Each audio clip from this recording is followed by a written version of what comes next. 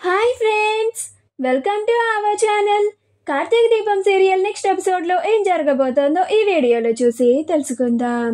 అయోమయంలో ఉన్న దీప అసలేం జరిగింది అని తెలుసుకోవడానికి ఈ వీడియోని స్కిప్ చేయకుండా ఎండ్ వరకు చూసేయండి. దీప గుడిలో దేవుడి ముందు కూర్చొని బాధపడుతూ ఉంటుంది.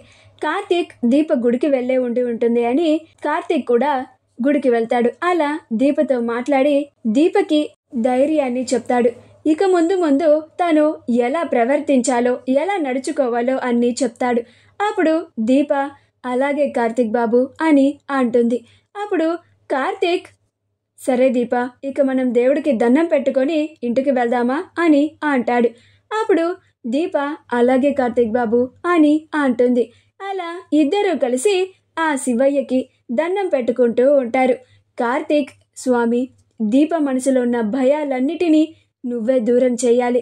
ఎలాగైనా నేను దీపని తన కన్న వాళ్ళ దగ్గరికి చేర్చాలి. ఆ ఇంట్లో ఉన్న వాళ్ళకి దీప మీద ఉన్న చెడు అభిప్రాయాన్ని మార్చాలి. దీప ఎంత మంచిదో వాళ్ళకి నేను తెలిసేలాగా చేయాలి. నేను ఇదంతా సక్రమంగా చేయాలి అంటే నువ్వు నాకు అండగా ఉండాలి. నువ్వే నన్ను ఒక సరైన దారిలో నడిపించాలి స్వామి. నువ్వు నన్ను, ఈ కన్నబిడ్డని తన కన్న తల్లిదండ్రుల దగ్గరికి చేర్చేలాగా నువ్వే చేయాలి. అలాగే ఈ రెండు కుటుంబాలని కలిపేలాగా చేయాలి. ఆ ఇంట్లో ఉన్న ఆ దుష్టులని నువ్వే శిక్షించాలి అని కోరుకుంటూ ఉంటాడు. దీప, స్వామి, కార్తీక్ బాబు ఏమో నన్ను ఆ ఇంటికి దగ్గర చేస్తానంటున్నాడు. కానీ నా వల్ల ఆ ఇంట్లో వాళ్ళకి ఎక్కడ ప్రమాదం జరుగుతుందో అని నా మనసు చాలా ఆందోళన చెందుతుంది. ఇది నీకు కూడా తెలుసు. ఆ జ్యోత్స్న ఇప్పటికే దాసు బాబాయిని అటాక్ చేసింది. దశరథ్ గారిని కూడా ఎవరు అటాక్ చేశారో కూడా ఇప్పటికీ తెలియలేదు.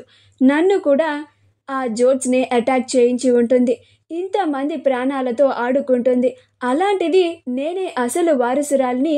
ఆ విషయం నాకు తెలిసిపోయిందన్న విషయం ఆ జ్యోత్స్నకి తెలిస్తే ఒక్క క్షణం కూడా ఆలోచించకుండా నన్నైనా చంపుతుంది, లేక నా కన్న తల్లిదండ్రులు సుమిత్ర గారు, దశరథ్ గారులైనా చంపడానికి కూడా వెనకడదు.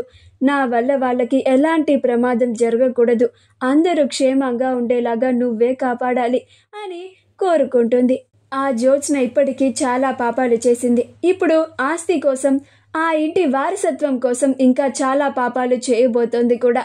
అందుకే అందులో భాగంగానే నా భర్తని దక్కించుకోవడానికి ఇలా అగ్రిమెంట్ మీద సంతకం కూడా చేసింది. కానీ కార్తీక్ బాబు దాన్ని ఒక అవకాశంగా చూస్తున్నారు. నువ్వే ఆ జ్యోత్స్న నుండి కార్తీక్ బాబుని కాపాడాలి. ఏ ఒక్కరి ప్రాణంకి ప్రమాదం జరగకుండా చూసుకోవాలి అని కోరుకుంటూ ఉంటుంది. ఆ జ్యోత్స్నకి తగిన శిక్ష నువ్వే వేయాలి స్వామి. ఆ జ్యోత్స్నకి బుద్ధి వచ్చేలాగా చేయాలి. అలాగే ఇదంతా జరగడానికి సూత్రధారి అయిన పారిజాతమ్మ గారు కూడా తన తప్పుని తెలుసుకొని శివనారాయణ తాతయ్య గారి కాళ్ళ మీద పడి క్షమాపణ అడిగేలాగా చేయాలి. ఆ జ్యోత్స్న తన కన్నదండ్రి దాసు బాబాయ్ దగ్గరికి చేరేలాగా చేయాలి అని కోరుకుంటూ ఉంటుంది.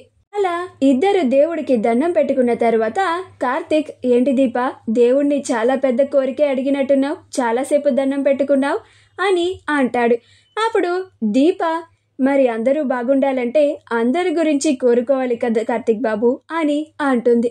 అప్పుడు కార్తీక్, నాకు నీలో నచ్చేది ఇదే దీప. నిన్ను ఎంతమంది ఎంతలాగా ద్వేషించినా కానీ నువ్వు దాని గురించి పట్టించుకోవు. కానీ నువ్వు మాత్రం అందరూ బాగుండాలి అని కోరుకుంటావు. నీలాగా ఇంత ఉన్నతంగా ఆలోచించే మనుషులు ఇలాంటి రోజుల్లో చాలా అరుదుగా ఉంటారు దీప. నువ్వు నా భార్యగా రావడం నా అదృష్టం. కాదు, నువ్వు నా మరదలుగా పుట్టడం నా అదృష్టం అని అంటాడు. అప్పుడు దీప, చాలే ఆపండి కార్తీక్ బాబు అని అంటుంది. మా వీడియో కనుక మీకు నచ్చినట్లయితే లైక్ చేయండి, షేర్ చేయండి, మా ఛానల్ని సబ్స్క్రైబ్ చేసుకోండి. పక్కనే ఉన్న బెల్ ఐకాన్ని క్లిక్ చేయడం మాత్రం మర్చిపోకండి.